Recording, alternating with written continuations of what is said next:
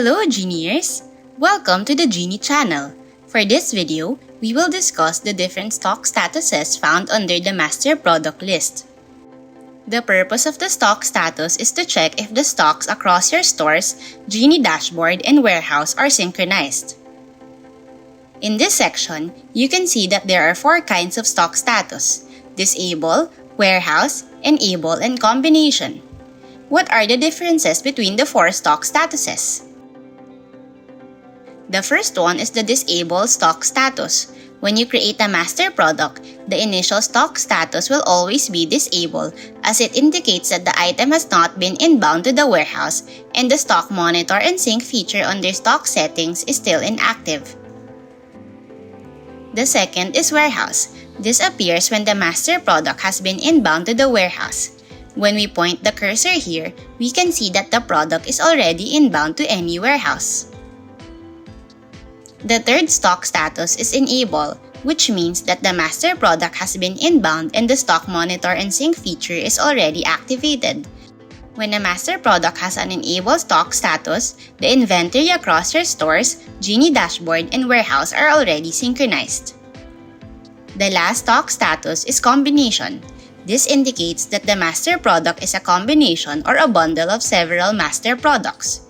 You can check which master products are included in this combination product. Next, we will provide a tutorial on how to inbound products into the warehouse. The stock status warehouse will appear on your master products after this. Just hover over the disable stock status, click inbound now, and you will be directed to the add product to warehouse page.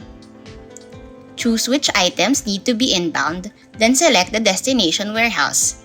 In this case, you only have one warehouse, which is Ginee's default warehouse, Warehouse 001. Click Submit after. After that, you have an option whether to edit the stocks or to confirm. If you choose to confirm, the master product information will enter the warehouse, but the stock count will not be recorded. With this, the master product will enter the Not Inbound tab under the stock list. To update the stock, hover over the pencil icon and enter the stock quantity you want to set. You can also fill in the purchase price. Once done, click OK. The next step is to activate the stock monitor and sync. You can find this by clicking Stock and then Stock Settings. You can now go back to the master product list and see if the stock status has changed already from disable to warehouse and enable. This means that the stocks that appear in your stores, Ginee dashboard, and warehouse are synchronized to each other. Good luck, Gineers!